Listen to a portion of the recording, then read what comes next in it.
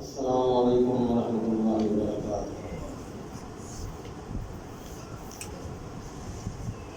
الحمدللہ رب العالمین والعاقبۃ للمتقین والصلاۃ والسلام علی رسولہ الکریم۔ یا رب لک الحمد کما ینبغی لجلال وجہک وعظیم سلطانک۔ اللہم صل علی محمد وعلی آل محمد کما صلیت علی ابراہیم وعلی آل ابراہیم انک حمید مجید۔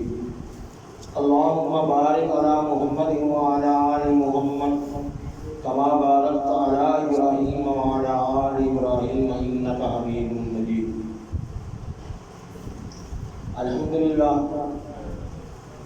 19واں پارہ آج اختتام ہونے کو آ رہا ہے، قریب پہنچ گئے۔ ابھی کل کا ہی دن تھا، ایسے لگتا تھا کہ رمضان شریف کا آج شروع ہو رہا ہے، آج 18 دن ختم ہو گئے، صبح 20واں دن ہے۔ وقت اسی طرح گزرتا جا رہا ہے۔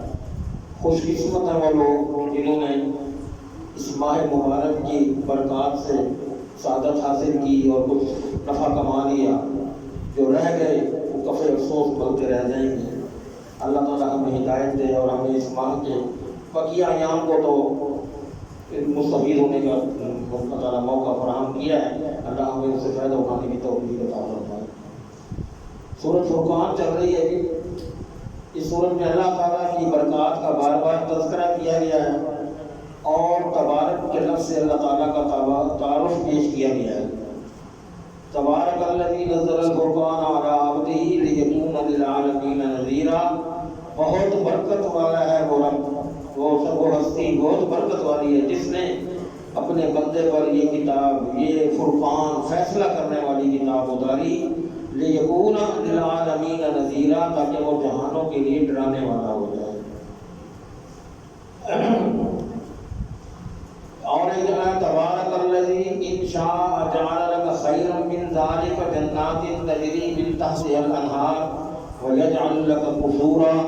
بہت برکت والا ہے وہ جس اگر چاہے تو تیرے لیے اس سے بھی بہتر باغات بنا دے جن کے نیچے سے نہریں چلتی ہیں، اور تیرے لیے ایسے کئی محل تعمیر کر دے۔ اللہ تعالیٰ جو بابرکت ہستی ہے اس کے مقابلے میں جنہیں یہ لوگ پوچھتے ہیں وہ کسی چیز کے نہ خالق ہیں نہ مالک ہیں۔ تو اللہ یہاں بھی ان کا ذکر کر رہا ہے کہ وہ لوگ جو جس کو تم کو اپنا معبود بنائے پھر رہے ہو، من دونی، اللہ کے علاوہ کسی کو اپنا معبود مشکل کشا مانتے ہو، لا یخلقون شیئا وهم یخلقون، انہوں نے کوئی چیز کبھی تخلیق نہیں کی بلکہ وہ تو خود مخلوق ہیں۔ ولا یملکون لانفسهم ضرا ولا نفعا، اور نہ ہی وہ مالک ہیں اپنی ذات پر، اپنی جان پر کسی نفع کا نہ ہی نقصان کا۔ ولا یملکون موتا ولا حیاتا ولا نشورا، اور نہ ہی ان کو ملکیت حاصل ہے موت پر یا زندگی پر، اور نہ ہی پرورش پر۔ پھر دوبارہ جس دن ہم دوبارہ اٹھائے جاتے ہیں، دوبارہ زندہ کیے جانے، اس دن تک بھی ان کے پاس کوئی اختیار نہیں ہے۔ اللہ اکبر۔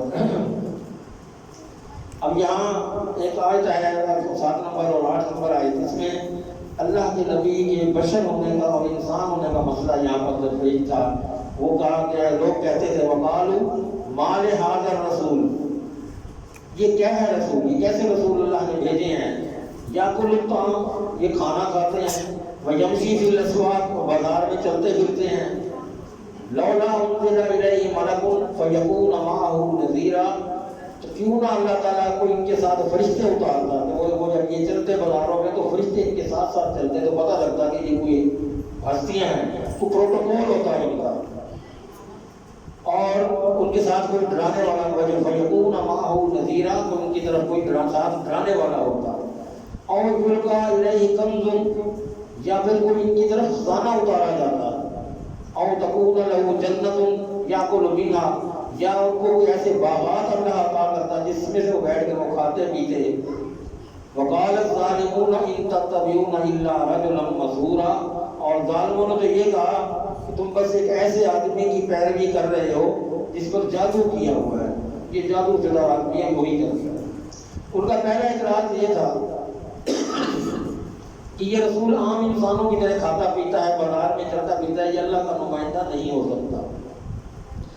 دوسرا اعتراض یہ تھا کہ اللہ کے فرشتے ساتھ نازل کیوں نہیں ہوئے، جو اس کے ساتھ چلتے ہوئے اس کو پروٹوکول ملتا۔ تیسرا اعتراض یہ تھا کہ یہ اللہ کا نمائندہ ہے، تو پھر اس کے پاس مال و دولت اور دنیا کے عیش و عشرت کا سامان وافر مقدار میں ہونا چاہیے تھا، جبکہ یہ تو ہم سے بھی غریب ہے، یہ کیسا اللہ کا رسول ہے، یہ رسول نہیں ہو سکتا۔ تو اس کا جواب دیتے ہیں اللہ تعالیٰ، انظر کیف ضربوا لك الامثال فضلوا فلا يستطيعون سبیلا تبارک الذی ان شاء جعل لك خیرا من ذلك جنات تجری من تحتها الانہار ویجعل لك قصورا۔ دیکھو انہوں نے تمہارے لیے کیسی مثالیں بیان کی ہیں، کس طرح کی مثالیں دے رہے ہیں، یہ تین اعتراض کس طرح کی ہیں۔ یہ گمراہ ہو چکے ہیں اور ان کو کوئی راستہ نہیں پایا گیا، کوئی راستہ نہیں ان کو مل رہا ہے۔ بہت برکت والا ہے وہ رب، اگر وہ چاہے تو تمہارے لیے اس سے بھی بہت بہتر سامان مہیا کر دے، تمہیں ایسے باغات کو عطا کر دے جن کے نیچے سے نہریں چلتی ہیں، اور ایسے کئی عالیشان محل تمہارے لیے تعمیر کر دے۔ بلکہ تو انہوں نے تو قیامت کو بھی جھٹلا دیا، اور ہم نے اس کے لیے جو قیامت کو جھٹلائے ایک بھڑکتی ہوئی آگ تیار کر رکھی ہے جو اس کا وہ ایندھن بنے۔ اور آگے پھر اور آگے مزید فرمایا، وما ارسلنا قبلك من المرسلین الا انهم ليأكلون الطعام ويمشون في الاسواق وجعلنا بعضكم لبعض فتنة اتصبرون وكان ربك بصيرا۔ اور ہم نے تم سے پہلے کوئی ایسے رسول نہیں بھیجے جو نہ کھاتے ہو نہ پیتے ہو، سبھی اس طرح انسان تھے، سبھی کھاتے پیتے تھے، سبھی بازاروں میں چلتے پھرتے تھے۔ ہم نے تم میں سے بعض کو بعض پر آزمایا، کسی کو کسی طریقے سے آزمایا، کسی کو کسی طریقے سے۔ آزمائش تمام انبیاء پر ہوتا ہے، ہم تو ایک لمحہ بھی ایسی آزمائش آ جائے تو ہم تو ہفتے سے چپکل جاتے ہیں۔ اللہ کے نبیوں نے جو آزمائشیں برداشت کی ہیں، جو تکالیف برداشت کی ہیں، کس کے لیے؟ اپنے رب کو راضی کرنے کے لیے اور رب کا پیغام ہم تک پہنچانے کے لیے۔ اللہ اکبر۔ اور تیسرے اعتراض کا جواب، وقال الذين لا يرجون لقاءنا لولا انزل علينا الملائكة او نرى ربنا لقد استكبروا في انفسهم وعتوا عتوا كبيرا يوم يرون الملائكة لا بشرى يومئذ للمجرمين ويقولون حجرا مهجورا۔ اور ان لوگوں نے کہا جو ہماری ملاقات کی امید نہیں رکھتے، جنہوں نے یہ کبھی تصور نہیں کیا کہ انہوں نے واپس میرے پاس آنا ہے، مجھ سے ملاقات کرنی ہے، یہ تصور ہی نہیں تھا ان کے دماغ میں، وہ اس بات کی توقع نہیں رکھتے تھے، نہ یہ ان کی عقل میں کوئی بات آتی تھی کہ پھر وہ یہ کہتے ہم پر فرشتے کیوں نہیں اتارے گئے، جہاں ہم اپنے رب کو دیکھتے بلا شبہ یقیناً وہ اپنے دلوں میں بہت بڑے بن گئے، تو بہت دماغ اوپر چلا گیا، ان کے دماغ میں بات نہیں بیٹھتی، انہوں نے سرکشی اختیار کی ہوئی ہے، یہ بہت بڑی سرکشی ہے۔ اور جس دن وہ فرشتوں کو دیکھیں گے، آج وہ فرشتوں کو دیکھنے کی بڑی وہ تمنا کیے پھر رہے ہیں، جس دن وہ فرشتوں کو دیکھیں گے اس دن مجرموں کے لیے خوشی کی خبر نہیں ہوگی۔ فرشتے جس دن ان کو دکھائے گئے پھر ان کے لیے خوشی کی خبر نہیں ہوگی، اور کہیں گے کاش ہمارے اور ان کے درمیان کوئی آ رہا ہے، کوئی یہ سامنے نظر نہ آئے، کیونکہ وہ موت کے فرشتے کو اور تو عذاب کے فرشتے کو عذاب دینے والے ہیں۔ اللہ ہمیں محفوظ فرمائے۔ اب قیامت کے دن جب لوگوں کو ان کے اعمال، اچھے اعمال کی جزا اور برے اعمال کی سزا دی جا رہی ہوگی، تو وہاں جو اللہ کے نبی کا ساتھ نہیں دیتے تھے ان کو اس دن پتہ لگے گا کہ ہم نے یہ کاش یہ کیا غلطی کی، پھر اس دن وہ افسوس کریں گے۔ وہ بھی اللہ تعالیٰ نے یہاں پر پوری تفصیل سے بتا دی ہے۔ یوم تشقق السماء بالغمام ونزل الملائکۃ تنزیلا، جس دن آسمان بادل کے ساتھ پھٹ جائیں گے اور فرشتے اتارے جائیں گے، لگاتار بار بار فرشتے آئیں گے نیچے، اور اس دن حقیقی بادشاہی رحمان کی ہوگی، اور کافروں پر وہ دن بہت مشکل ہوگا۔ اور جس دن ظالم اپنے دانتوں سے اپنے ہاتھوں کو کاٹے گا، تو پھر افسوس ملتا ہوا اپنے کاٹے گا اور کہے گا کاش کہ میں نے رسول کے ساتھ کوئی اچھا راستہ اختیار کر لیا ہوتا، یا لیتنی اتخذت مع الرسول سبیلا، کہ جو رسول نے راستہ بتایا تھا میں اس کو اپنا لیتا، اس کے ساتھ چلتا، کاش آج یہ دن مجھے نہ دیکھنا پڑتا۔ یا پھر اور کیا کہے گا، یا ویلتا لیتنی لم اتخذ فلانا خلیلا، افسوس میں نے کیا کیا، وقت گزر گیا کہ میں ایک تو رسول کا راستہ نہ بنایا، اور بلکہ اس کے بدلے میں میں نے اس کے عجیب عجیب دوست بنا دیے اپنی جن کے ساتھ میں اپنی دوستی رکھتا تھا اور ان کو مشکل کشا اور رہنما سمجھتا تھا. یہ میں نے بہت بہت غلطی کی. لقد اضلنی عن الذکر بعد اذ جاءنی وکان الشیطان للانسان خذولا. بے شک اس نے تو جو میرے دوست تھے انہوں نے تو مجھے نصیحت سے گمراہ کر دیا، اس کے بعد کہ میرے پاس وہ دلیل بھی آ گئی، سب کچھ آ گئی، اور شیطان ہمیشہ انسان کو چھوڑ جانے والا ہے. اللہ اکبر. ایک اور چیز ہے بڑی اہم، ہم قرآن پڑھ تو لیتے ہیں لیکن اس کی طرف خصوصی توجہ نہیں دیتے. ہمارے یہاں مشہور ہے کہ رسول اللہ صلی اللہ علیہ وآلہ وسلم اپنی امت بلکہ پوری انسانیت کے لیے سفارش فرمائیں گے. مانا بالکل صحیح، یہ بالکل برحق ہے، لیکن اس کے ساتھ ساتھ رسول اللہ صلی اللہ علیہ وسلم کچھ لوگوں کے خلاف گواہی کے لیے بھی کھڑے ہوئے، کچھ لوگوں کے خلاف گواہی دیں. اگر امت کے حق میں سفارش کریں گے اور آپ کی سفارش قبول کر کے امت کی بہت بڑی اکثریت کو بخش دیا جائے گا، لیکن جن لوگوں کی گواہی کے خلاف دی جائے گی ان کی بدبختی کا کیا عالم ہوگا. یہاں آیت نمبر 30 میں فرما رہا تھا وقال الرسول یا رب ان قوم اتخذوا هذا القرآن مهجورا. اے میرے رب یہ میری قوم کے وہ لوگ کھڑے ہیں جنہوں نے تیرے قرآن کو چھوڑ دیا. میں ان کو پڑھ پڑھ کے سناتا رہا، ان کو بتاتا رہا، انہوں نے مذاق اڑایا اور اس قرآن کی طرف توجہ نہیں، چھوڑ دیا اپنے قرآن. اب بتائیے یہ سفارش کی جا رہی ہے یا شکایت کی جا رہی ہے؟ اللہ کے نبی جب یہ شکایت ہی کر رہے ہیں تو سفارش تو نہیں کر رہے کہ میں نے ان کو قرآن پڑھ پڑھ کے سنایا، انہوں نے نہیں مانا، یہ چھوڑ گئے. تو یہ کیسے سفارش ہو رہی ہے؟ کس طرح کی یہ سفارش ہے؟ تو ہم کیوں اس کے مرتکب ہوتے ہیں؟ کیوں نہیں ہم اللہ تعالیٰ کے قرآن کی طرف توجہ دیتے، اس کو سمجھنے کی کوشش کیوں نہیں کرتے؟ اللہ کے نبی شکایت فرما رہے ہیں کہ میں نے یہ قرآن، یہ میرے لیے امت کے یہ لوگ کھڑے ہیں جنہوں نے قرآن کو چھوڑ دیا تھا.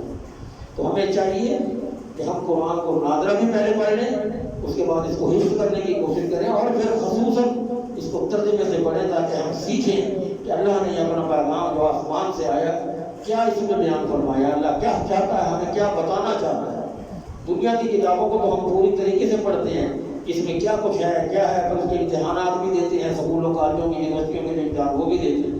لیکن اس نے جس نے ہماری آخرت سنوارنی ہے، جس نے ہماری آخرت کو توڑ چڑھانا ہے، اس کی طرف ہمیں کوئی توجہ نہیں. اگر ہم نے پڑھا کسی سرسری سپارہ پڑھا ہو، جی میں نے 2 پڑھ لی، ہو جی میں نے 3 پڑھ لی، ٹھیک ہے، پڑھنے کا ثواب ہے، اس کا انکار کوئی نہیں، ہر حرف کی تصدیقیاں ہیں، لیکن جو اس کو سمجھ کر پڑھنا اور اس کے مطلب کو اخذ کرنا، وہ اس کا جو اصل مقصد ہے وہ ہمارا، وہ ہم اس سے دور ہے. اللہ اکبر. پھر یہ کچھ ہے جی کہ کافر یہ اعتراض کرتے تھے کہ پہلے جو کتابیں آئی تھیں وہ یکدم پوری کتاب آ گئی تھی، زبور، تورات، انجیل، پوری کتابیں آ گئی تھیں. یہ قرآن جو ہے یہ تھوڑا تھوڑا کر کے کیوں آ رہا ہے؟ کبھی کوئی آیت آ جاتی ہے، کبھی کوئی آیت آ جاتی ہے، کبھی کوئی آیت آ جاتی ہے. وقال الذین کفروا لولا نزل علیہ القرآن جملۃ واحدہ كذلك لنثبت به فؤادك ورتلناه ترتیلا ولا یأتونک بمثل الا جئناک بالحق واحسن تفسیرا. اور ان لوگوں نے کہا کہ انہوں نے کفر کیا تھا کہ یہ قرآن ایک ہی دفعہ نازل کیوں نہیں ہو گیا. اللہ فرماتے ہیں کہ اسی طرح ہم نے اس کو اتارا تاکہ تیرے دل پر بوجھ نہ پڑے، تیرا دل کو مضبوط کرتے رہیں اور ایک ایک آیت تجھے سمجھاتے رہیں موقع محل کی مناسبت سے. جس وقت جو کوئی واقعہ پیش آیا اس حساب سے بھی کئی دفعہ آیتیں آ گئی ہیں. کئی بار ایسے لوگوں نے مسائل اللہ کے نبی سے پوچھے اور اللہ کے نبی فوراً جواب نہ دے پائے تو فوراً آیت نازل ہوئی آپ کے قلب پہ اور آپ نے وہ اس کو فوراً بتا دیا کہ اس مسئلے کا حل اس طرح ہے.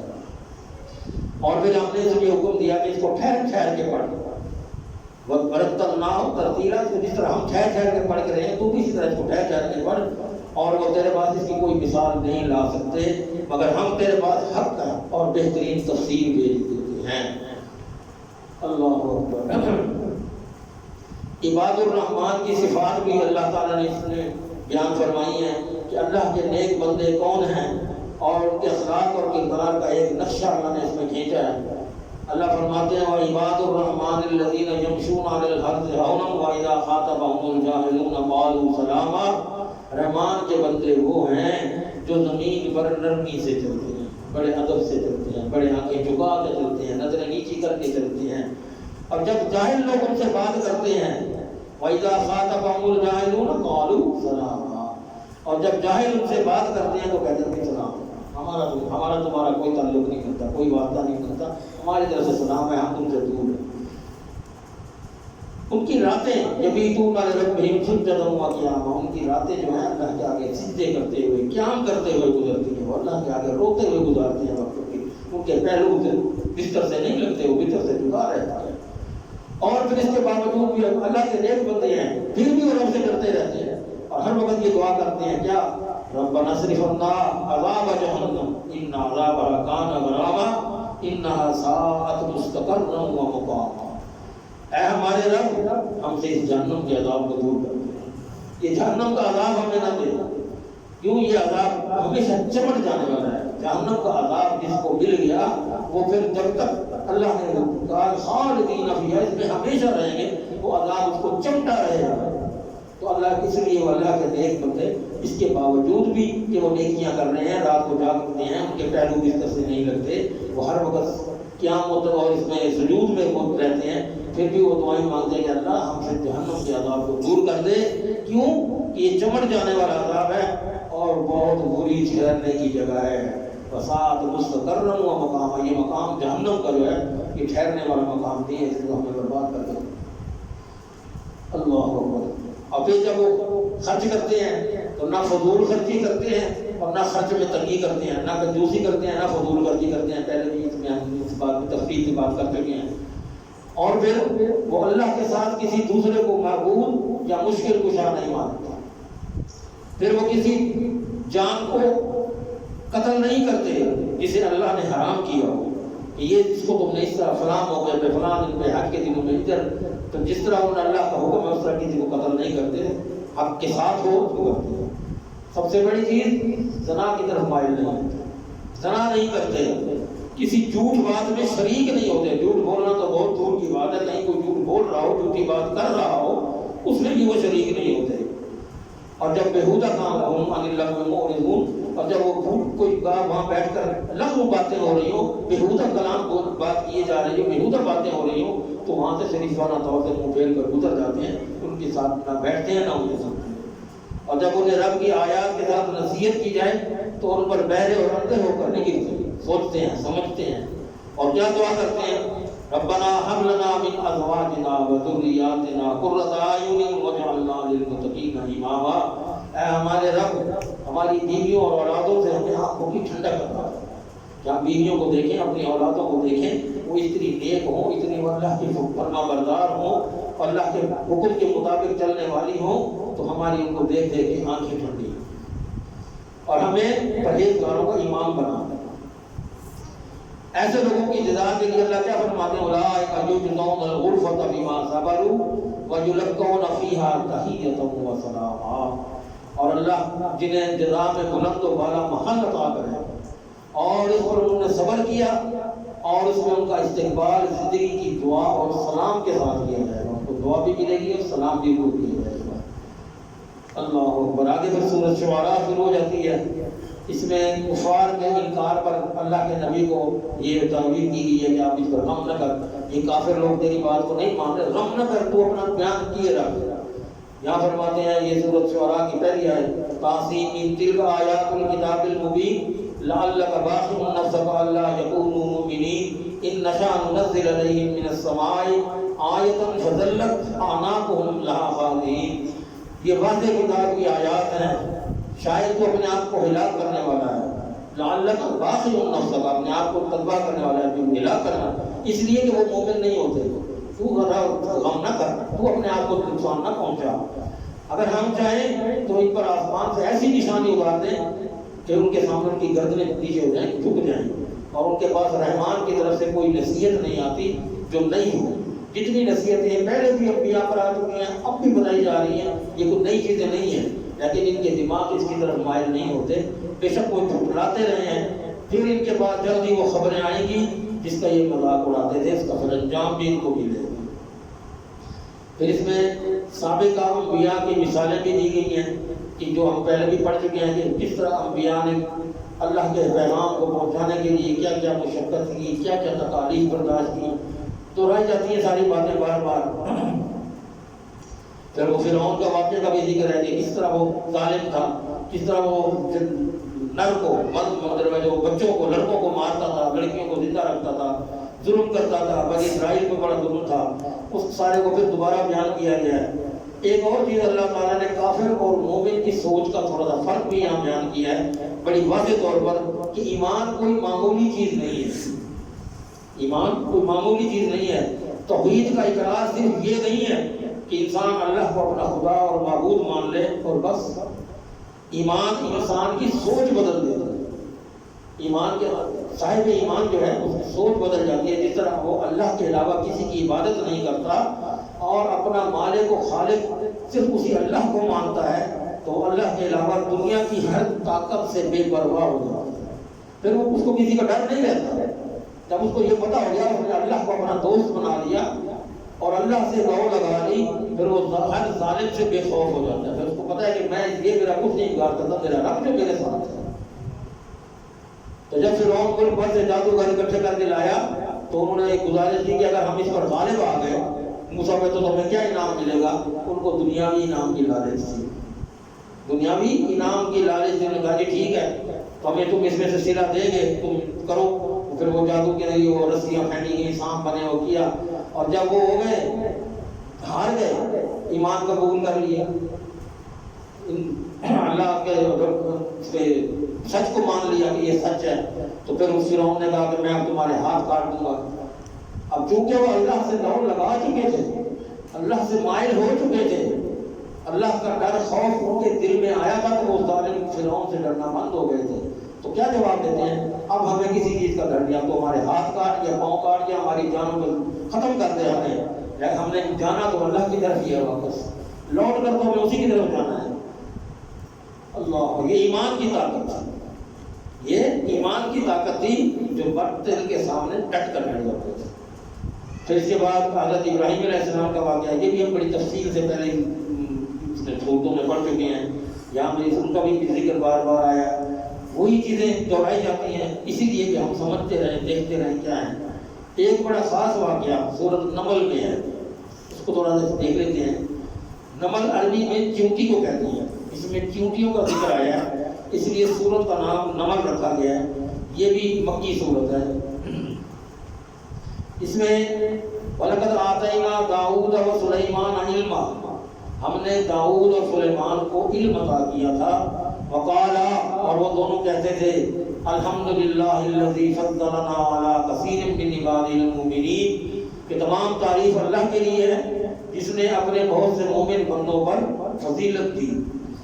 ووارث سلیمان داؤد، اور ہم نے سلیمان کو داؤد کا وارث بنایا۔ وقالا، اور پھر اس نے کیا کہا، یا ایھا الناس، اے لوگو،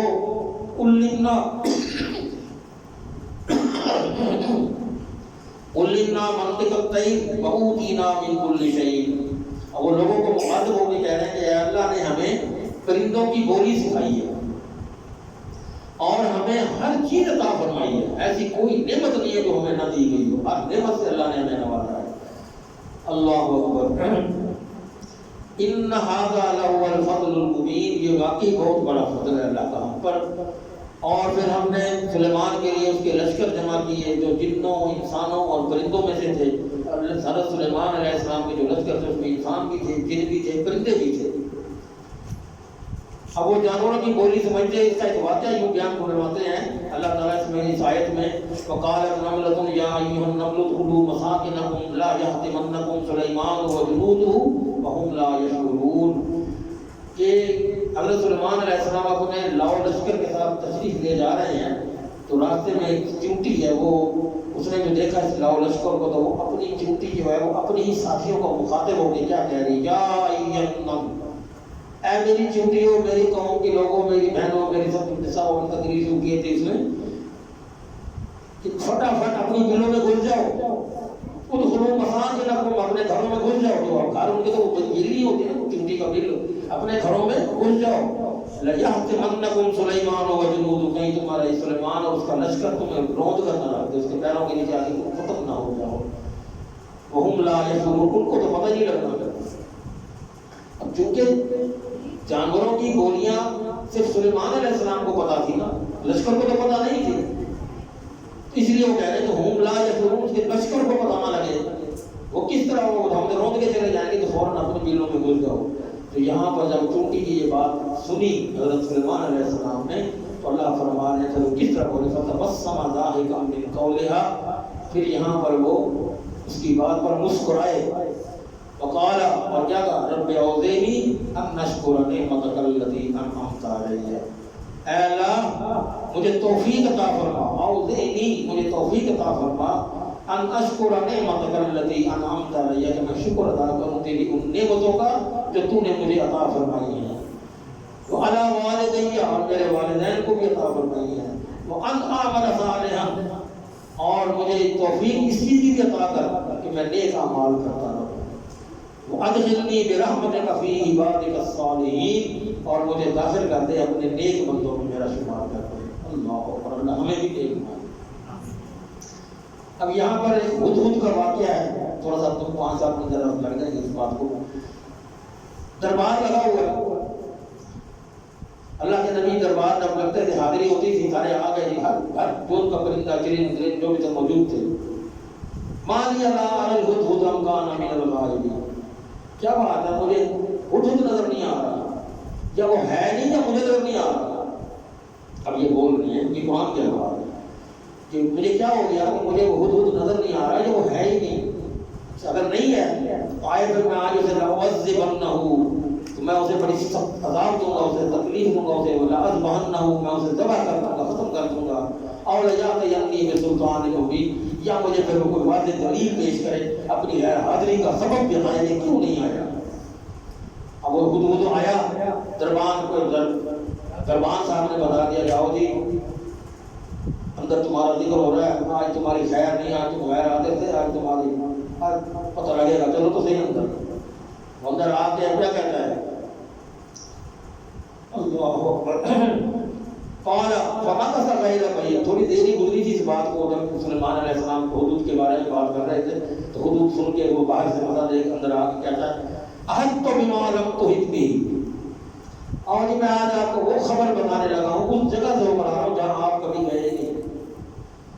یہ ہدہد پیغمبر کو کہتا ہے، ہم اس چیز کو تو وہ سمجھتے ہیں نا کہ وہ ہمارے ہاں یہ رواج ہے کہ پیغمبر جو ہوتے ہیں عالم الغیب ہوتے ہیں، تو اب وہ اگر عالم الغیب ہوتے ہیں تو ان کو پتہ ہوتا کہ ہدہد کہاں سے آ رہا ہے، سچ کہہ رہا ہے یا جھوٹ کہہ رہا ہے، لیکن وہ کیا کہہ رہا ہے، وہ اس کو بےعزتی بھی نہیں ہے، اللہ قرآن میں اگر بےعزتی ہوتی پیغمبر کی تو اللہ اس کو قرآن میں نازل نہ فرماتا۔ اب وہ کیا کہہ رہا ہے، احطت بما لم تحط به، میں ایسی جگہ سے ہو کر آ رہا ہوں جہاں آپ کبھی گئے نہیں، وجئتک من سبأ بنبأ یقین، اور بلکہ سبا کا میں چکر لگا کے وہاں سے اس کے بارے میں جو خبریں لے کر آیا ہوں، پکی ٹھکی خبریں سنانے لگا ہوں آپ کو۔ کیا خبریں کی؟ انی وجدت امرأۃ تملکہ، یہاں ذرا غور کیجیے کہ ایک پرندہ اس کو یہ پتا ہے کہ نبیوں کی صحبت میں رہ کے کہ ہمیں نہیں پتا اس بات کا، تو وہ کیا کہہ رہا ہے، انی وجدت امرأۃ تملکہ، میں نے ایک عورت کو دیکھا ہے جو ان پر حکومت کر رہی ہے۔ اس کے لیے عورت کا حکومت کرنا اچھبے کی بات تھی، حیرانی کی بات تھی، ہمارے یہاں تو کہتے ہیں عورت وزیر اعظم بنتے، کوئی بات نہیں ہے، وہ حیران تھا کہ عورت ہے وہ حکمرانی کر رہی۔ انی وجدت امرأۃ تملکہ وأوتیت من کل شیء، اور اس کو ہر چیز عطا کی گئی ہے، ولہا عرش عظیم، اس کا بہت بڑا عرش بھی ہے۔ اور سب سے بڑی بات جو میں نے غور کیا وہ یہ ہے، کیا وجدتھا وقومھا، میں نے پایا، میں نے دیکھا اس قوم کو، اس عورت کو بھی، بادشاہ جو تھی اس ملک کی، اور اس قوم کو بھی پایا، کیا پایا، یسجدون للشمس، وہ سورج کے آگے سجدہ کرتے ہیں، وہ سورج کو اپنا رب مانتے ہیں، سورج کی عبادت کرتے ہیں، یسجدون للشمس من دون اللہ، اللہ کے علاوہ، وہ ان کو اس سورج کو اپنا معبود سمجھتے ہیں۔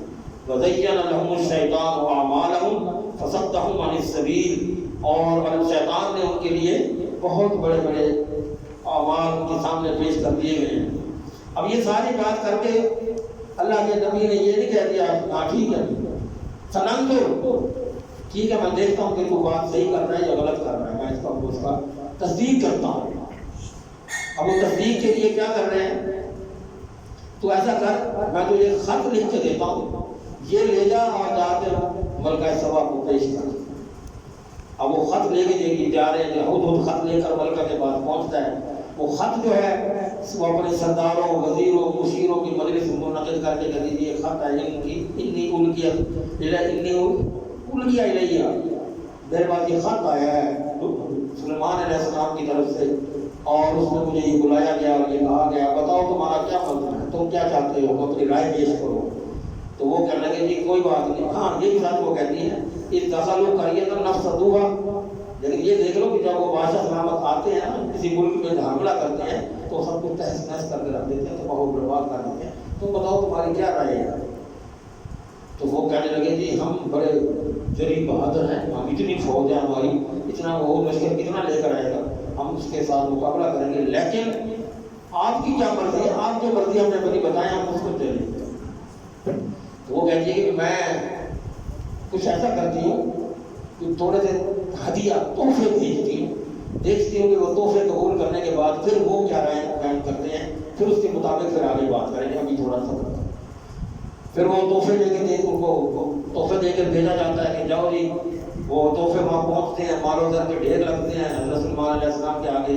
تو سلیمان علیہ السلام سمجھ گئے کہ انہوں نے مجھے عام بادشاہ سمجھا ہوا ہے، میں تو نبی ہوں، بادشاہ تو ہوں نبی بھی ہوں، جو مال و دولت کے وہ بادشاہ بھوکے ہوتے ہیں، میں مال و دولت کا بھوکا نہیں ہوں، تو آپ نے ان کا مال و دولت واپس کر دیا، وہ نہ رکھا، اور کیا کہا انا خیر آتانی اللہ خیر مما آتاکم، جو تم تحفے میرے پاس لائے اسے تو لاکھ حضرت بہتر تحفے میرے پاس ہیں جو اللہ نے مجھے عطا کیے، یہ کیا چیزیں میری ایسے کرتی لے جاؤ انہیں واپس، اور اس کو کہہ دو کہ میں اسلام کی دعوت دے رہا ہوں تمہیں، تم آ جاؤ سارے اسلام قبول کر لو، اپنی ملکہ کو جا کر یہ بتا دو کہ اگر اس نے اسلام قبول کرنے سے انکار کیا تو میں ایسا لشکر اس پر لے کر آؤں گا کہ جس کے مقابلے میں ہم میں سے کسی کو مقابلہ کرنے کی طاقت ہی نہیں ہوگی، اور ہر صورت میں ذلیل و خوار کر کے رکھ دوں گا۔ تو اس پر وہ پھر ملکہ سبا ڈر گئی اور یہ کہنے لگی کہ یہ تو ضرور آپ کو ایسی بات ہے تو اس کی بات ماننی چاہیے۔ پھر وہ کہنے لگی ٹھیک ہے جی جا کے ان کو پیغام دو کہ میں آ رہی ہوں آپ کے پاس بیٹھ کے دو بدو بات کروا۔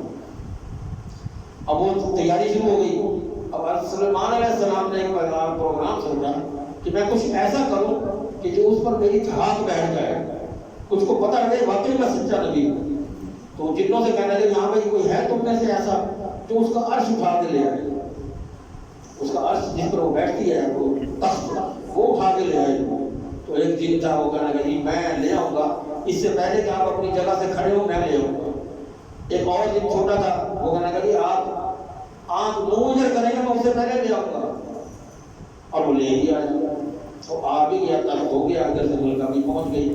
اب اس کے لیے وہ کیونکہ وہ جو ان کا پیشہ تھا وہ شیشہ سازی تھا، شیشے بناتے تھے بڑے خوبصورت قسم کے، تو حضرت سلیمان علیہ السلام نے اس کی آنے کی نعمت میں محل میں شیشے لگوا دیے، بڑے خوبصورت ان کے بیل بوٹے بنے ہوئے۔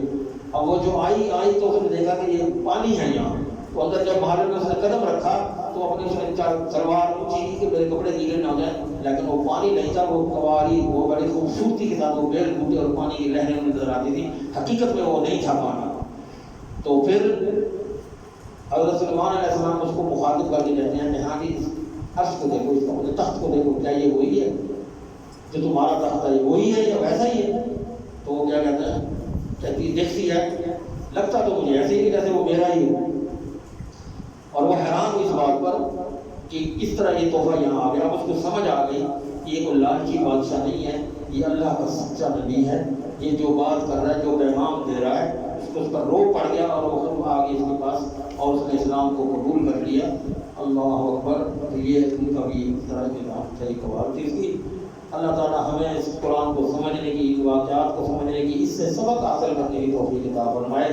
قرآن واقعی کمال ہے، جتنا اس کو پڑھتے جاؤ، سنتے جاؤ دماغ کھلتا ہے، بڑی بڑی چیزیں سامنے آتی ہیں، کہیں کسی جگہ پر تو بندہ کانپ جاتا ہے، کسی جگہ پہ خوش ہوتا ہے کہ اللہ نے کیسے کیسے انعامات، یہ نعمتیں جو رب نے ہمیں عطا کر رکھی ہیں، کیا ہم انہیں کو ہی اگر دیکھ لیں کوئی کمی نہیں اللہ نے ہمیں دی، دیکھنے کو آنکھیں، سننے کو کان، ہم اس عمر میں بھی سب بھائی اس وقت میں بھی بیٹھے ہیں اللہ کا ذکر کرنے کے لیے، اس کی توفیق سے بیٹھے ہوئے ہیں۔ اللہ تعالیٰ یہ ہمارا یہ بیٹھنا سننا قبول فرمائے اور ہمیں اس رمضان کی رحمتوں سے اس کی برکتوں سے ہمیں مستفید فرمائے. وآخر دعوانا الحمد للہ رب العالمین. جزاکم اللہ احسن الجزاء. اللہ رب العزت یہ ہمارے برخوردار ساتھ کو بھی برکت عطا فرمائے، اس کی تعلیم میں، اس کی قرآن پڑھنے میں اللہ تعالیٰ اور نکھار پیدا فرمائے. حقیقتاً دل خوش ہوتا ہے. اللہ تعالیٰ اس کو صحت مند رکھے، اس کو اللہ تعالیٰ اور ہمیں اسی طرح قرآن سناتے رہنے کی توفیق عطا فرمائے. جزاک اللہ خیر.